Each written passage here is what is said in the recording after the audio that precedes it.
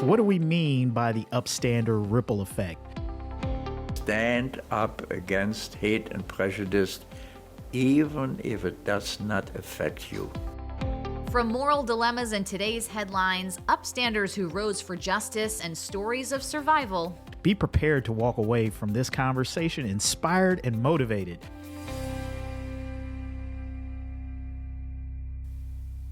All right, everybody, welcome back to The Ripple Effect, episode 7. I'm Jackie Congedo. And I'm Kevin Aldridge. And our theme for today is going to be building community. And I know right now that might not be sound like a great thing or even a possible thing for where we are right now in the country following the election, where we are dealing with a very divided country, and the election results in a close election. When you look at the margins of the election, maybe not electorally, was still very close. And I think a lot of people are struggling with the results of that if you are not a Trump supporter. And of course, if you are, a Trump supporter, you're obviously very happy today and looking forward to the direction that the country is going on. And I think a lot of people, who are not fans of Trump are really trying to reconcile and wrestle with how their neighbors, could vote for someone that they find so unfit, so detestable, for lack of a better word, in some cases, someone so lacking in moral character that then suddenly you kind of start to look around and you're looking at your neighbors a little bit sideways now, wondering like if you really know those folks after all. And it's difficult to sort of understand this concept of trying to build community when people are feeling that way. Yeah, and I think, it's not just the folks who may have voted for Harris who feel that way about their neighbors. I would argue, even though, the folks who supported the former president are pleased with the outcome, I think they still probably carry certain ideas and fears and concerns about their neighbors who didn't. Yeah. So, what is different now than it was before the election? Well, we know who the winner is. But what has not changed is the sort of divide in our country related to, both sides feeling in their bones that the other side is not just another side, but an actual existential threat to our country, to their security as human beings, to their values. And so I think you're right. I think that this idea of building community, we looked at our producer, Anne, and said, "Are you crazy right now?" And she said, "Guys, we're just going to have to dig deep." And the more we talked about this theme, the more, now I'm sort of fully converted. I think that it is the essential project of this moment. And it's something that's, I think, going to be very hard for both sides to do. But the stakes are quite high if we don't prioritize that. So I think I would first just say that if you're listening right now and you're like, this episode isn't for me right now, that's okay. You should go for a walk in the woods, get a massage, hug your dog, whatever you need to do to find some space to continue to process where you're at and to take care of yourself. Because I think there are a lot of people who, I say that sort of placating, but who are really struggling right now. And you can't really be expected to effectively engage with people who, because you really have to channel your best self to do that work, and to extend that kind of benefit of the doubt, particularly when the stakes are this high. I think there are a lot of people who just aren't there yet. Yeah, and dealing with the emotions is an important part of this, because I think that what's going to be required of us to build community is not that our emotions don't do us credit, but our intellect, our logic, our pragmatism is going to be the thing that kind of helps us move forward. And that's all offline in an emotional state. Right. And sometimes when our emotions are heightened, it's difficult for us to think sort of clearly. Sometimes our emotions can help us become more clear-eyed, but eventually at a certain point we have to get to a point where we have to think through these things and try to problem solve without getting too swept up or caught up in our emotions at any one given point in time. Yeah, I'm curious. Have you talked with anybody who feels differently than you have since the election? Oh yeah. You mean like somebody who voted for Yeah. Donald Trump? Yeah. Yeah. Yes, and it's not different than what you might expect. I mean, I think they're much more sober and happy. A soberness that comes with the victory of being on the winning side. I Now think we you have to do the governing. Yeah. I think you can kind of expect that. There wasn't really any gloating or anything like that in the people that I've talked with. Really, kind of trying to to put it in the face, but more so just kind of reiterating their points about where they feel like the country is and that, many people felt like the country was moving in the wrong direction. And now this is an opportunity to course correct. And I think that that's really what's at heart here when we're talking about, community building. We're always at this. If there's one thing that we can agree on as Americans, it's that we want to build a more perfect union. I think the disagreement is What does in that what look that like? union looks like Yeah. and how do we get there. And I think that's where the struggle is, and that's where it can become this notion of, if you don't agree with my direction, then you're not about trying to improve the country. You're about trying to destroy the country.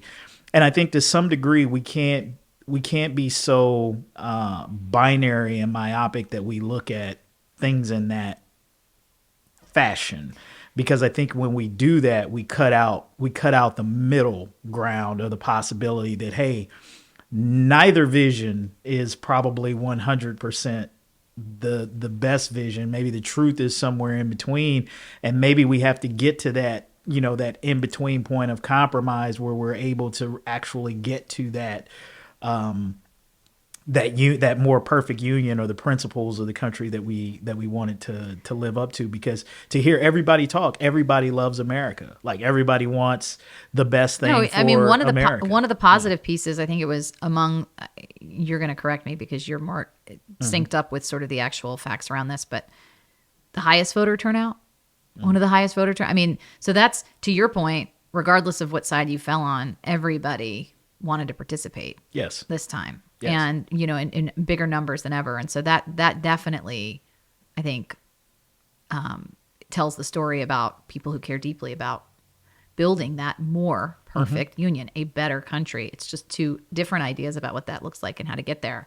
I want to just, along the lines of talking about building community in the context of the history. So I was doing a little bit of research about, what the concept of community looked like, in Nazi Germany.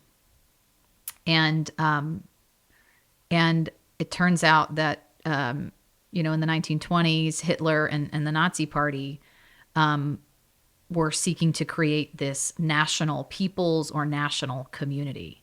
And so when we think about building community, in German, it's the Volksgemeinschaft, I think is what it's called, or what they called it. And so, when we think about building community, there was this kind of community, right? That the Nazis were sort of engaged in the act of trying to build. And this was based on the foundations of race, ethnicity, and social behavior. And so, it excluded groups and individuals that the Nazis considered racially, biologically, politically, or socially undesirable. So this was a very intentional articulation and sort of movement to build a certain kind of community. And we know in hindsight now, right. And many, I'm sure, knew at the time. But certainly we can all say now that this was a very bad form of community. This was a community that had catastrophic consequences for Jews, for all of the victims of Nazi persecution, for Germany, and for the world and all of humanity, right? And so, I've been thinking about the project of building community right now, and along the lines of kind of how we approach these things at the museum, we can learn from sort of the darkness in that history. But the bigger question is, well, but what does the alternative look like? Right? We can say this did not Right. exemplify the best of humanity, right? Right. This was the wrong path. The question is, what is the right path? What does it look like? How do we articulate that vision for what building the good kind of community to look like? And actually, I think there are a couple of models out there related to what positive, healthy, strong, inclusive communities, Right. and the project of building those. One of them, obviously, is Dr. King's idea of the beloved community, right? And I've just been thinking about, what the differences are between the Volksgemeinschaft, the Nazis' Volksgemeinschaft, people's or national community, and Dr. King's idea or concept of this beloved community. And it occurs to me that one is grounded in dehumanization, and the other is grounded in humanizing. Yeah, absolutely. Right. So it's this exercise of building community that's grounded in our shared humanity and in seeing the human being in someone who may look, think, feel, act, pray, identify differently. Yeah. Yeah. I think that, Dr. King talked about, and his concept was kind of a community where everybody is cared for and where there's space for everybody. So when we talk about what do good communities look like, good communities make space for everyone. Good communities don't expect for everyone to be the same. They don't look at diversity as something that is an ankle weight. They look at it as something that elevates, not holds us back, and it embraces diversity. I think this concept of America, I've heard this a couple of times. It used to be, we talked about America as a melting pot, right? So a melting pot is basically, whatever Everybody gives up their flavor. Right. Whatever ingredients you bring to the table, exchange for the shared flavor. Right. Yeah, you're right. dropped into this thing, and you become a part of this mix. And I think there are many folks in America who sort of feel like that. Like if you're an immigrant who comes to this country, then you assimilate and you become a part of America. And many immigrants who have come into this country over the years, I would imagine a lot of Jewish people in Cincinnati sort of feel the same way, that when they came to America, they wanted to become Americans. Yep. And language, customs, sort of, Absolutely. And I think somewhat over the years that has morphed into this idea of less of a melting pot and more of kind of like a salad, where all of the toppings are, you see there, and each, the tomato, the crouton, the onion, whatever, it all adds to the overall flavor, but it keeps its distinctness there. And I think as we've become more culturally diverse and different, that has created some of the challenges in terms of our sense of community overall. And there are some people who chafe against that idea of the salad versus the melting pot, and are even resistant to that. Why do you have to be an African American? Why can't we just be Americans? You hear those sorts of things of being said, that almost like the effort to highlight the diversity create some of the divisions in and of themselves. It's almost kind of like a weird way of thinking about it. It's like, hey, by talking about race, you create more racism, or by talking about gender issues, you create more sexism. By focusing on these things, you gin up, perhaps in those folks who maybe just want to kind of think of everybody as sort of the same, that you're highlighting the differences, which makes things a little bit more challenging to create community. Yeah. And I think that, so, if we look at that as a project that's ahead of us, right now, been reading some of the pieces in the Inquirer since, right before and since the election. My friend Ari Jun, who wrote in, talking about how, regardless of how this goes, this is before the election, half the country is going to feel like, it's going to be, I would say, deeply unsatisfied is probably an understatement, with the results of this election. And so how can we be good losers? And winners. And winners. Yeah. His was particularly I think his was actually how do we care for people whose outcome is not, the outcome Right. that we got, or whose desired outcome is not. But that's a two-way street, right? How do we handle the dynamic of winning and losing? Yeah. And so this concept of building community in a moment like this seems impossible, but I think is the only way forward. And what does that require of us? There's been some things written. My good friend Eric Ward has been talking for a long time now, but I'm seeing it gain maybe a little bit more traction. I hope that in this environment it actually really holds, about this idea of sort of the radical pragmatic center. And Greg talked about this too, Representative Greg Landsman, who won his race in the 1st District in Ohio, congressional race, sat down with you to talk about this idea of pragmatism, right? The foundations of democracy are built on bipartisanship and pragmatism. And then he actually, it was actually really kind of healing to read that piece, because he feels like that hasn't changed. His ability to do that work will be there tomorrow like it was before the election, and he's had some luck with that, and he sees that there are pragmatists on the other side of the aisle that sort of sit close to the center on the right, as far as he's concerned, his orientation, who are willing and understand that the stakes are too high. Yes. And that actually, I think what he says in this piece, or what you say, I guess, in this piece from the interview, is that, open to bipartisanship because there's too much on the line. So, I think there's going to be a lot of temptation coming out of this election for people to double down in their ideological bubbles. Absolutely. And that's dangerous. We got to resist that. Yeah, absolutely. I mean, I think one of the things that we've got to venture into on all sides is an attempt to understand better one another's point of view, right? I mean, we're all the sum total of our experiences, our lives lived, our interactions, how big or small our circle is, and so that formulates a lot of the ways that we see the world. And I think, like, right now, it's always after these elections, like, people do these autopsies and they're trying to understand why Dissect voters what voted a certain way, this, that, or the other. And it's like, shouldn't more effort of that be done on the front end, right? Like, it's like you would think, like, more would be invested on the front end of trying to understand where people are and how they think. So maybe you can earn their votes. Like, that's the whole thing, about it's like the politics. The cart chasing the horse, right? Yeah. And I mean, there's nothing wrong with it. I mean, I think in any instance whether you're successful or unsuccessful in an endeavor, it's always good to kind of debrief and say, hey, what did we do well? What could we have done better?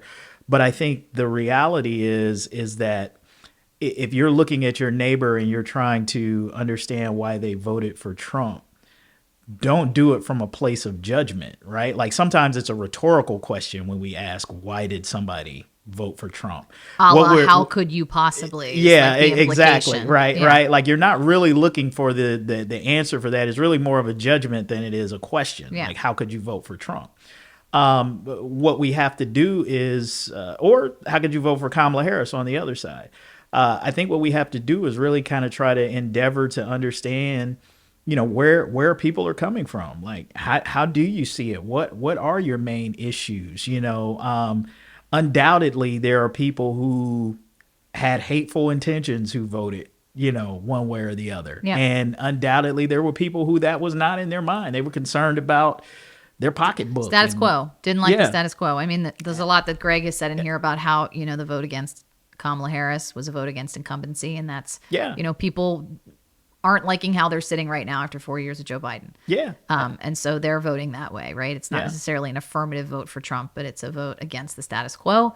I think that's really important. And I think that, like, the trend, the default right now, what's going to be incentivized more and more so is this idea of, particularly in a landscape of mis and disinformation, right? Where there are actors out there who want to sow chaos and division. There's an industry around it. Right. To try to get you to feel a certain way about the person who voted differently. to manipulate you into Yes. demonizing somebody who may have made a different choice at the polls, and to sort of manipulate you into ascribing, you know, the worst of that side to everybody who checked that box. Right. And that's the only way to actually break that down and prevent that from happening is to build community. Because Absolutely. in community, we find trust, we find relationships. And like we were talking about, if somebody tells me about how all black men are, I'm going to be like, well, happen to know a couple of them. Yeah. And Yeah. I don't believe you, right? Yeah. I have a relationship. If somebody asks you, like, starts talking about, you know, Jewish women in a certain way, you're going to go, well, before I sort of wholesale believe that or take that to be, you know, the fact, I have some real experience in relationships with people Yeah. who have that identity, and I know that that's actually not really true. So as much as we want to retreat into our sort of ideological bubbles, and it feels comfortable to live there and kind of soothing to live there, particularly at a moment like this, which is why some people might need to live there a little longer. Yeah. But I think it's so important that we resist that urge to. Absolutely. I mean, you know, the saying, a house divided against itself can't stand. So Right. the reality of it is that we can't continue to go on as a country where half of us, you know, where half hates the other half or can't get along with the other half. I mean, I just look at the way that I live my life every day. Like, I live my life every day around people who I'm sure and even know for a fact, you know, voted for Donald Trump and Kamala Harris alike. And in my daily interactions with folks, like, the politics are not what I'm dealing with when I'm dealing with them, right? Like, I deal with people pleasantly in the grocery store when I see them. I deal with them pleasantly at Yeah, work. this is what Ari says. Yeah, I deal with them in the everyday interactions that I have. I think people, by and large, want to get along with their neighbor. They want to live in peace. I think what they don't want, to be put upon primarily by the government, or others to live in ways or be in ways that they might not be comfortable with. And I think that, and that's not always sort of rooted in hate, or it may just sometimes be rooted in preference, you know. Well, And, that's like and what my people justice is your injustice, yeah, right? Yeah, exactly. And so Yeah. I think that, you know, we have to know where, and I think most people get this between, you know, where there are social pleasantries and graces, and where people are feeling like they're sort of being forced to go to places that they're not quite there yet. I mean, listen, we're talking about people taking time to deal with the election results, right? Like, some people just aren't ready to talk about that. Imagine if somebody was in your face 24/7 saying, well, you just need to get over it. You just need to accept it. You need to move forward, like, right now. Like, and this is the way that it is. Like, most people would chafe at that, right? Yeah. And I think, like, there are certain changes and things that we're experiencing in society where we're taking that exact same, you know, sledgehammer to folks and Yeah, saying, the rigidity of that. yeah, like fall in line with this right now, and if you don't, you're this, that, or the other label that whatever it is that we want to ascribe to them, and instead of recognizing, like, you know, this might be a longer term project than we think, and how do we bring folks along slowly, because the reality is, no matter how much we wish that it weren't the case, change happens slowly. Yep. You know, and I think we've been somewhat spoiled in recent years that you've had some major changes that have happened relatively quickly after decades of movement. And so I think that it's tough when you see change happen quickly to want to go back to that slower pace, right? You know, the more liberties and freedoms people get, the more they want. They're not just satisfied Yeah. with a small piece Nor should once they they've be. once they've tasted it. But there's also the very real reality that too much change too quickly can result in more resistance than you might think. Now, that doesn't mean that we don't continue to push for change and try to get as much change as we can as quickly as possible. But in some cases, in the battle, you got to realize that some people you got to slow walk them to get them to where you want them to be. Yeah, and I think it's also just about being open to the possibility that it could be different, right? Mm-hmm. I think we run the real risk as a society right now, regardless of what side we're on, falling into the pitfall of like sort of a, immobile despair where it's like there is no hope. It can't be different. And I think that it's really important to remember that and to be open to being surprised, right? Yeah. The curiosity absolutely. and saying like, you know what? Wow, that was like to being surprised by someone else and also surprising yourself. Mm-hmm. I think, and actually, as I'm thinking about like the stories we're highlighting this month, it's one of the reasons why stories from this chapter of history are just so remarkable, because the stakes were so high, and it really is like the microcosm and sort of the pressure chamber of humanity in this chapter of Holocaust history, where we can really unpack the way human behavior can happen, the way choices are made, and see that actually in the midst of this, even then, there were surprises. Yeah. Right? And I mean, this is why we have survivors of this history. Yes. Because there were surprises. So, Rob Herman, amazing local guy whose parents were survivors, or are survivors rather. And his father, Ed, his mother, Helena, both survived the Holocaust as children. Both of their stories of survival are absolutely remarkable. Ed was a young boy in the Warsaw Ghetto with his mother, who organized a plan to smuggle him out to freedom. It worked, except the people who were entrusted to care for him abandoned him. But then, in a moment of surprise, a community of upstanders literally saved his life, taking him and other orphans off the streets, right? Yeah. If there's anybody who has the right to be hopeless and full of despair and thinking there's no other way for this to go, it would have been folks in that situation. And yet there were surprises. There were moments of upstanding. Yeah, absolutely. I mean, Rob's mother, Helena, was hidden with a Catholic family for so long that she no longer remembered her Jewishness. And can you even imagine that? She was in complete shock when her mother eventually came to retrieve her and informed her that she was not Catholic, but instead Jewish, and would be leaving with her that day. So let's take a look at part of Rob's story. Yeah. And you touched on this a little bit when he was smuggled out of the Warsaw Ghetto and makes it to Budapest, and then he's just abandoned in this coffee shop. And this is a really pivotal moment in his story, right? He doesn't know the language, and he's left alone, and he's scared. What happens? How does he continue on from that? I think for my dad, it's the single biggest moment of his life. It's so pivotal. It's so emotional. Even now, my dad is 92 years old, and if you asked him what the most significant moment of his life was in terms of emotion and just not knowing where his life was headed, that would be it.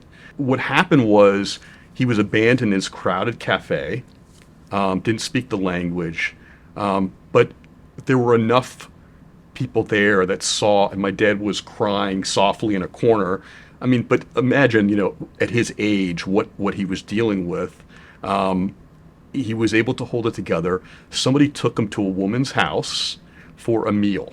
And that, even though it was far from being a perfect situation, this woman, Mrs. Schweitzer, in Hungary, gave him a meal and told him he could come back again for meals. That being said, my father was homeless at that point. He slept in churches, he slept on streets, he dealt with bed bugs, wherever he was, and lice and everything else. So it was far from perfect, but he was able to use that kindness of somebody being an upstander and bringing him in for an occasional meal. And eventually this woman was able to form an orphanage under the guise of being a Christian charity, Catholic charity. And a lot of kids that had no parents around them were able to stay in this orphanage for a period of time. And it really gave them an opportunity to have a life and not just live on the street. But that's where my father was able to find a path forward. And, it's some of these stories are heartbreaking, little stories that will come out from my dad over time. For example, he shared a bed with another boy who had seen both of his parents murdered. And the kid would wet the bed every night. And my dad had to deal with it. He said he would wake up soaking wet. And you feel for this kid. You think about that kid who lost his parents, who was scared and had really nothing in this world. And again, this orphanage, while being far from a perfect life situation for my dad, it at least gave him a chance. And that's really what he was able to move forward from. And I understand that a couple people who helped at that orphanage and organized it and cared for a lot of the refugee children were recognized as righteous among the nations, yes? Exactly right. As a matter of fact, my father in the early 1970s went back to Israel and was able to see Mrs. Schweitzer. She was named, to your point, not only her, but she was named among the righteous. And again, think about the incredible difference she made in these kids' lives, giving them a chance for survival. I just think about all of the ways that story was supposed to go. And I think, it's just a lesson about not letting the worst case scenario or what you think is inevitable define the realm of possibility. Yeah.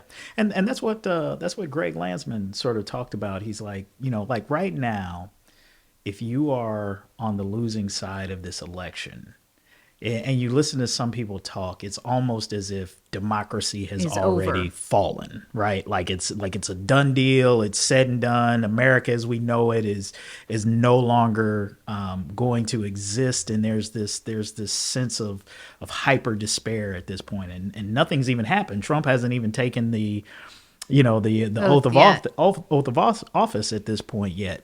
And folks have already kind of surrendered to the worst cases.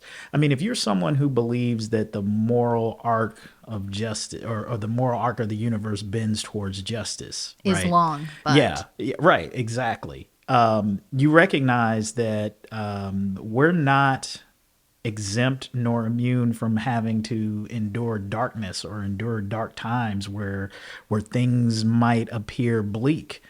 But I think as Congressman Landsman said, throwing up your hands and saying this is awful only makes the awful that much more likely, right? Yeah. It's staying in the fight. It's persevering. It's leaving yourself open to the possibilities and options and upstanders, people who you might not think or expect can stand up in a moment would do that. I've heard so many people talk about when Landsman talks about these pragmatic people on the right, they're just afraid of Trump. They're just going to wind up going along with whatever he says. Like that's sort of the cynical view of that, but it leaves no room for the possibility that there are upstanders, that there are people who are going to say, you know what, I'm not going to let this go too far. I'm not going to let people get hurt. I'm not going to let things go over the top. And, again, I mean, I think Greg was very sober that, like, on the other hand, it could very well turn out that could, in fact, be the case. But the reality is that there are options, and it's the decisions and the choices that each of us make as to whether or not we're going to make, decisions that lead to light or decisions that lead to darkness. So I think, this is a perfect example of a story of where it could have looked like the end of the story, as you said, were already written. But as you can see, there were many options there. Now, were they all perfect options? Like I was thinking about as he was talking about this notion of here he is being rescued in this orphanage, right? Yet and still he's in community with people who are in this orphanage who are traumatized as well, maybe in a different way than he was traumatized and his dad was traumatized, but certainly traumatized nonetheless.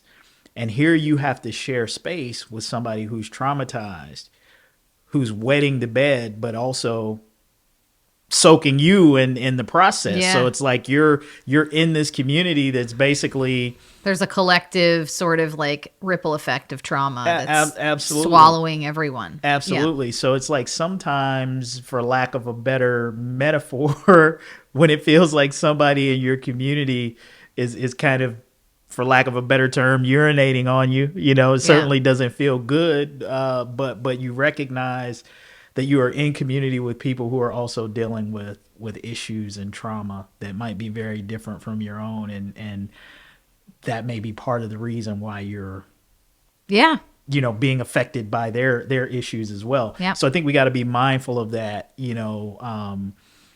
that we don't always know everybody's story, and while a vote for Trump might feel like somebody's wetting the bed on you, there's a story behind why somebody made that Well, choice. and that's curiosity.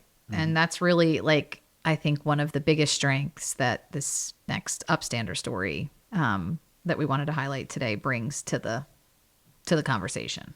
Yeah, Beth Silvers and Sarah Stewart Holland of the Pantsuit Politics podcast, they've been discussing politics for almost a decade and always approach the subject with the maximum amount of grace and nuance possible. We don't ever talk about that. do we? No, you and me. Yeah, we're just ideologues who are stuck over here on either side of the table shouting at each other, past each other.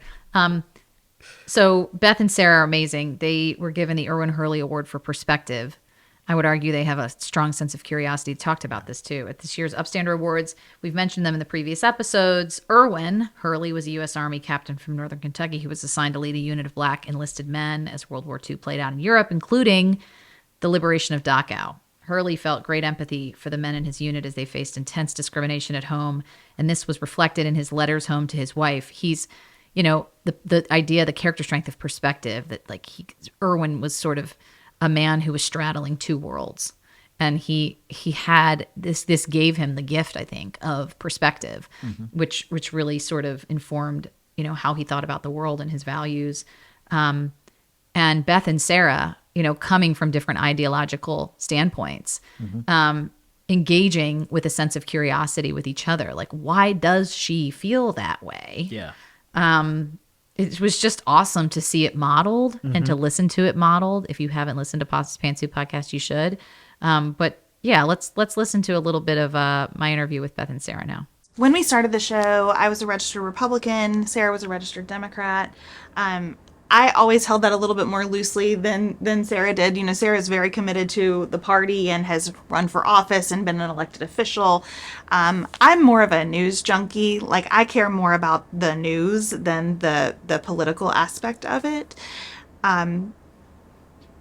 So I was more conservative, she was more liberal, and we told people as a shortcut, that's what we're doing. Right. Woman from the right, woman from the left.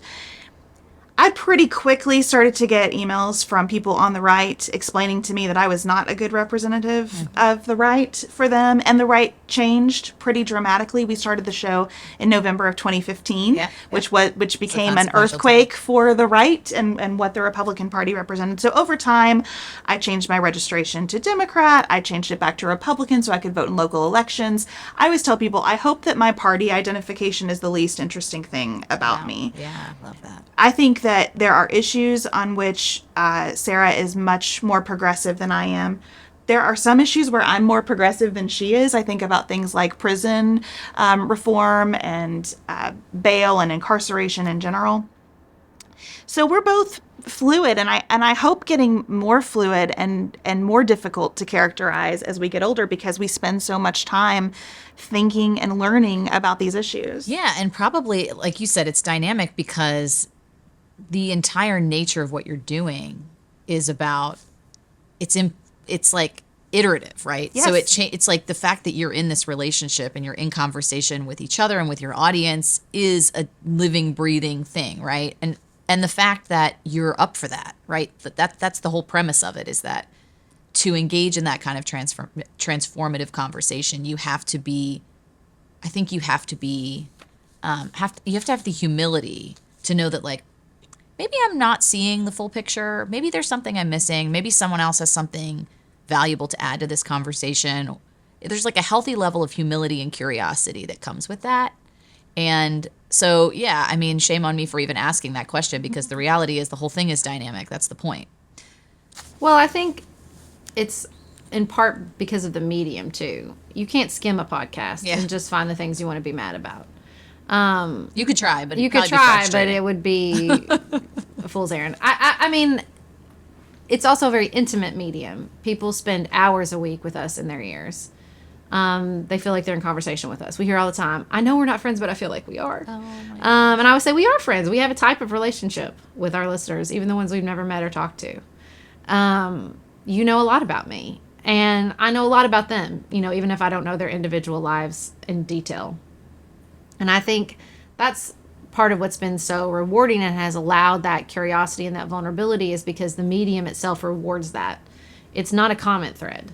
The worst moments of interaction, often they're not even members of our audience. They're just people who roll into our Instagram or our Facebook feed and find something to be mad about. Yep. And pretty quickly our listeners will be like, are you new here? Do you actually listen to the podcast? Like, what are you talking about? Wow. Because we so rarely get that with people who listen to the podcast regularly. That's a pretty rare occurrence, because it is collaborative in a way. You know, Yeah. They work on us, we work on them.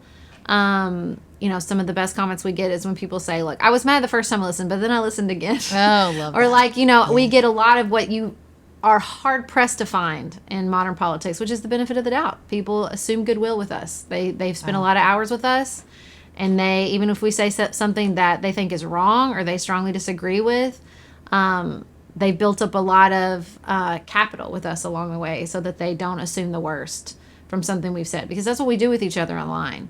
We assume the worst. We don't give goodwill. We don't assume good motives or good intent. It's the opposite. And so that's what's been so rewarding about this work, is because the way the medium works and the way we've built our audience and the way we are in communication constantly with our audience has allowed that flow of goodwill and communication that really frees us to be humble and curious and vulnerable. Yeah. And Jackie, you said, you know, maybe I'm missing something. What I've learned doing this for 9 years now is I'm always missing something. I'm for sure missing something. Every conversation we have, we sometimes will articulate on the podcast like, hey, this is just one conversation. It's a huge issue. It can't contain everything. I'm certain that you'll tell me what I've missed, and the audience does. I realized early on that this was going to be the most fascinating work of my life when we had a conversation about 9/11, and we were just talking about how the buildings collapsed. We wanted to do a series for people who are quite a bit younger than us and don't know much about 9/11. Right. And after we released the episode about the buildings collapsing, we got an email from like a thermonuclear engineer who had really studied that issue and wanted to tell us more about the physics of it. And I thought, I want to do this. I want to do this forever. I love that everything we talk about, we hear from someone who knows it better than we do.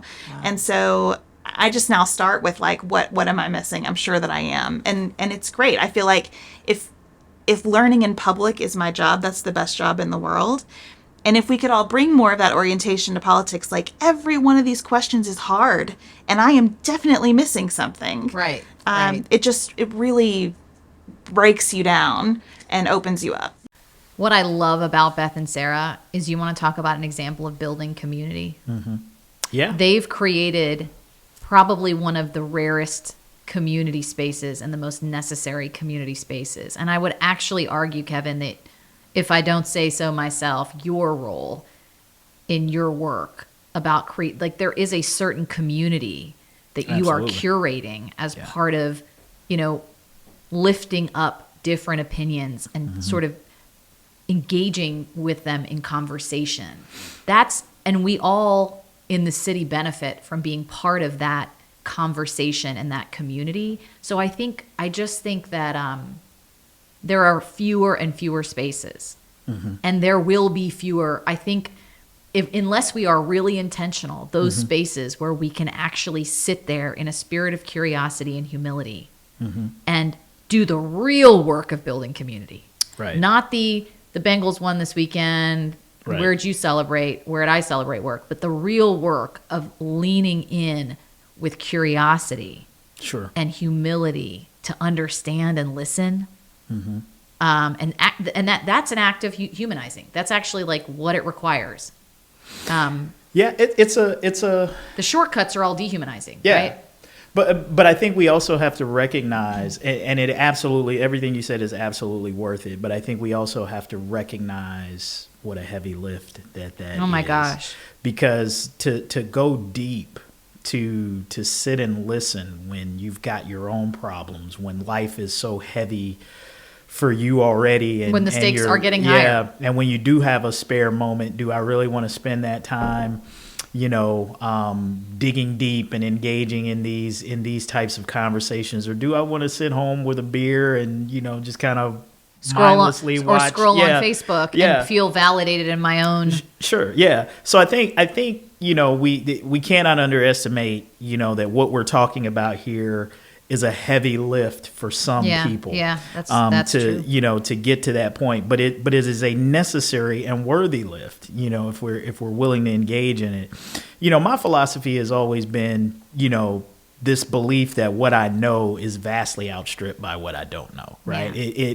It starts with the premise that no matter how smart I think I am, like, there's a whole lot that I don't know. In fact, there's way more that I don't know than I do know. And I kind of feel like I'm a reasonably intelligent person. I would agree with that. But there's, well, thank you. I'll take that.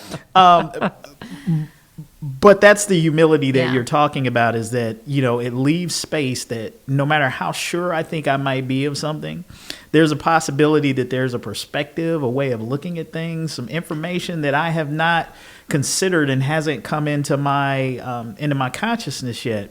And that's one of the great things about the seat I sit in at the Inquirer. I always say that, not that I feel like I'm any better than anybody else, but I do feel like because I read and hear and listen and interact with so many different types of people from around the city, many people who don't think like me at all, but I kind of, because it's my job to listen to them, I get to listen to them. It gives me a perspective that oftentimes will back me down, even when I feel like I may still strongly disagree with somebody, but I can at least say, I can understand how you got there. Right. Now, let me kind of help you understand what you don't know about why I am where I am and how I see it differently. And at the end of that conversation, they may not have moved an inch, but at least they can say, well, now at least I can understand where Kevin is coming from. I don't agree with it. I still have the way that I see the world, and I think this is the right solution to the problem. Yeah. But you have perspective now, and I think that that's the most that we can expect from anybody, is to try to develop perspective. It's not necessarily that we agree, but we got to try to understand. Yeah. I mean, and I think that the challenge, the real, because you're right, we should be careful not to oversimplify this. Like, this is the American project before all of us. And it is the defining project of our time, I think, to try and figure out how to do this and do it better. Because when you look at the systems and the frameworks, the incentives are all against the work of doing that. Absolutely. The incentives of how it feels to actually hold that maybe you're not 100% right. Absolutely. You get punished for that. I mean, think about what Beth said I think it was Beth that said it. Yeah. In the piece, she said, the greatest thing about her job is learning in public. And politics doesn't allow for you to learn in public. So true. It doesn't, because what people expect are answers. They expect solutions, to sometimes simple solutions to very complex problems, and they expect you to deliver on it within a term. As president, you got 4 years. You got 4 years to deliver, maybe 2, depending on what the makeup of the houses of Congress look like. Does anybody realistically think that these decades, centuries old problems that we've been discussing can literally be solved by one person in 2 to 4 years? No way. But because people are struggling and they don't want to struggle, or they want to solve issues quicker, sooner rather than later, it forces us into this political environment where saying I don't know costs you. It's a massive vulnerability associated and social and sort of social cost associated with that, right? Absolutely. Or cost within the system. I think, but I was talking with somebody, and then we're going to wrap. I promise, guys, we're not going to drag on too much longer. I was talking with somebody about this concept of like, you know, you've heard the concept of design thinking, where you like take yourself completely out of the context and say, how are in other places people solving for like similar kinds of problems?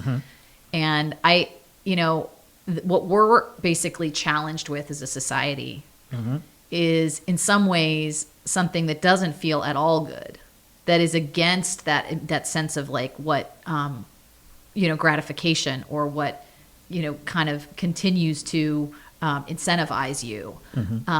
But it's essential. Yes. And it's actually critical for health in the long run, for the health of our society, right? For the health and security of people who live in a democracy. And so I'm thinking about it in like a design thinking way of like, what other industries have had to figure out how to get people to behave in a way that is good for them, but Right. doesn't necessarily provide the immediate gratification, that doesn't feel good in the moment, right? So like exercise, Right. health food, right? Always rather a bag of Skittles than like a nut butter sandwich. Absolutely. But is that even healthy? That's how bad I am at that.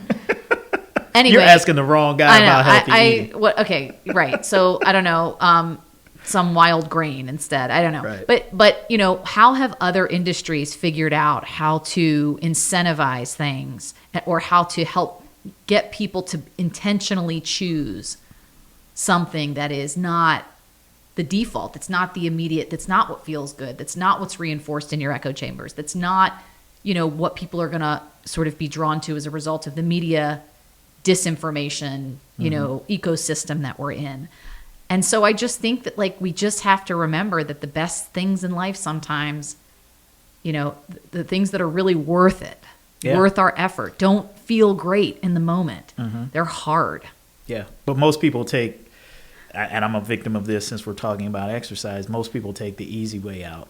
Rather than doing sit-ups, you'd rather buy the contraption that'll jiggle your abs for 40 minutes, and you'll pay $150 for that rather than go into the gym and put in the hard work to do that. And I think, we've got to get over that. We've got to get over the easy way out, coming up with the quick fixes, because I think that's one of the downfalls of our society, the decadence of our society, is that we get too comfortable and we want the easy road, and we don't want to recognize that everything we want is just on the other side of hard, as my cousin always likes to to say. Yeah. The last thing I'll add on, resilience. That's resilience. I'll add, because I know we got to get out of here, is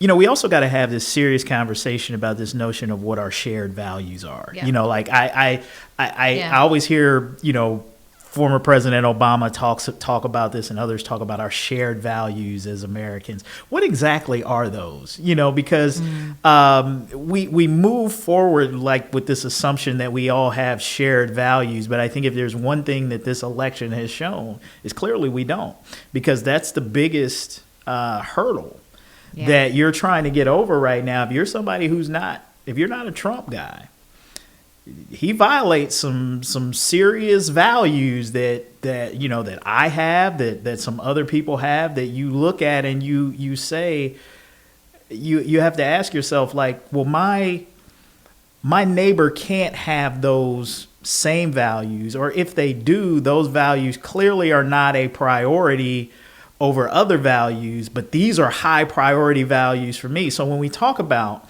what are our shared values as a nation, or as we talk about building community, like that's something we gotta. But what you just said is that is the exercise of actually trying to define what we're for and not what we're against. Right. And I actually think, call me a complete naive, a naive person in this moment, but I think that the exercise of talking about what we don't like is much easier than sitting together to talk about what we do want. What does it look like?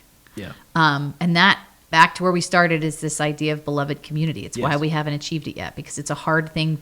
It's a hard thing to fight for. It's a hard thing to achieve. It's a hard thing to collectively aspire to. And I think that this election has shown us that there were a lot of people who went out and voted against. Yeah. So like, what are we moving together for? Yeah. As a, as an organization at HHC, at other organizations, like we have these, this work of actually articulating our core values. We don't articulate, here's the list of things that we're against. Right. It's like, what are we striving for? And I think that actually, if we engage in sort of a strategic plan as a nation to figure out what our core values are, that we might have more similarity in that exercise than in the exercise around what we don't want. Yeah. Yeah, absolutely. I agree with that 100%.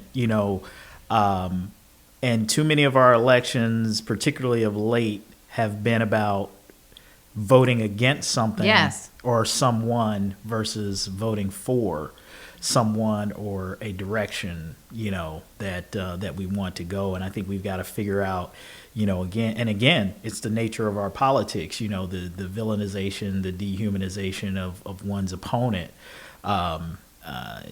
It's sort of like a foundation of political campaigning these days, that it's more about how can I make my opponent look bad versus make myself look good. Like it's become this unpopularity contest. Who's more unpopular, not who's more of somebody that I would want to cast my ballot for, because I think they're a good, decent person who's going to take us in the right direction. Yeah, I mean, the Nazis, people are national community, right? Back to the Volksgemeinschaft that we were talking with.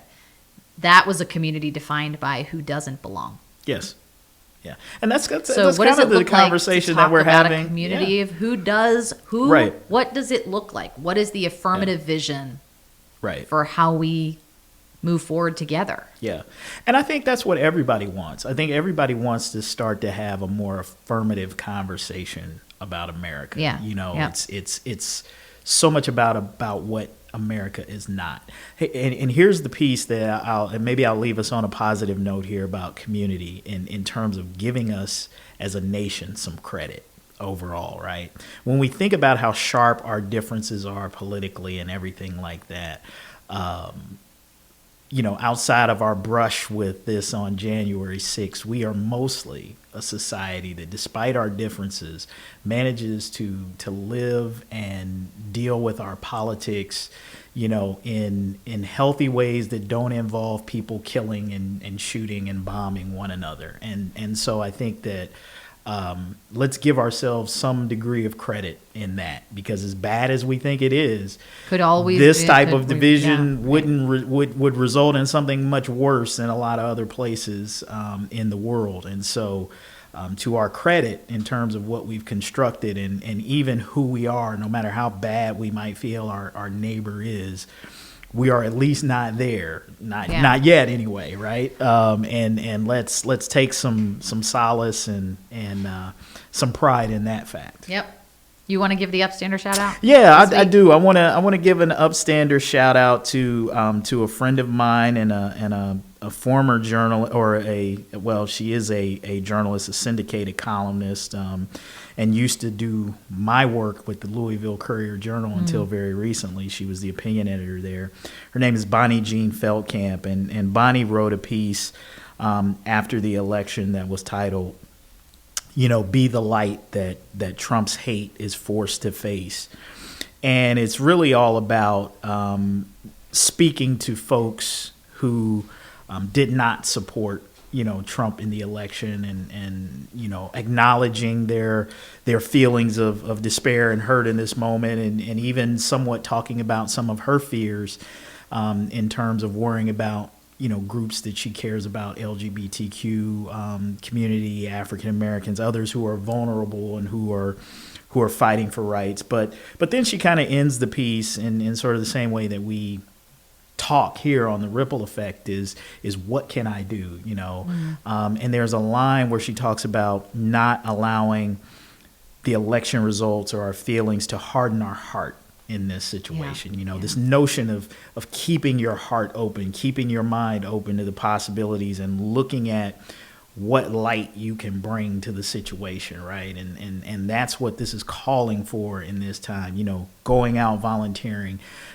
helping a person, doing one kind act at a time, not becoming overwhelmed with the state of things so much so to the point where it paralyzes you or immobilizes you, but asking yourself on a daily basis, what is that little bit of light, which was a theme of one of our recent podcasts, being that light that we can bring into the situation. So I appreciate her and her taking time to write this piece in the wake of the election, where everything else is sort of focused in on this is the end of the world type scenario.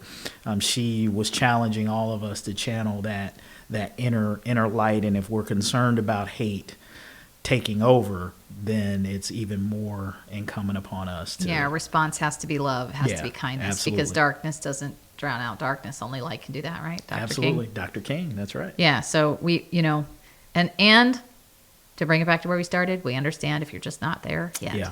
So, but it would be good to hear, if you're listening, how are you?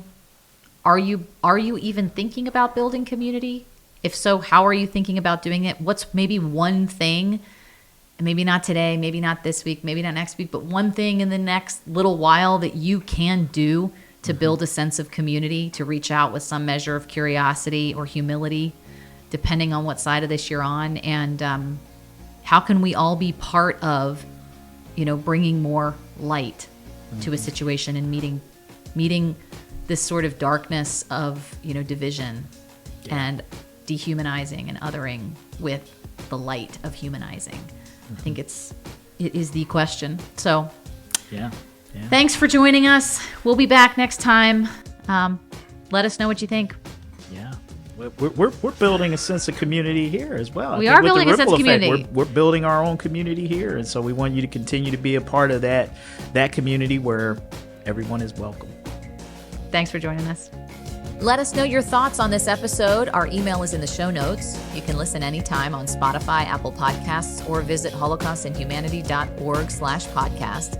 You can also connect with us on Instagram and TikTok at Holocaust and Humanity, and X and Facebook at CincyHHC.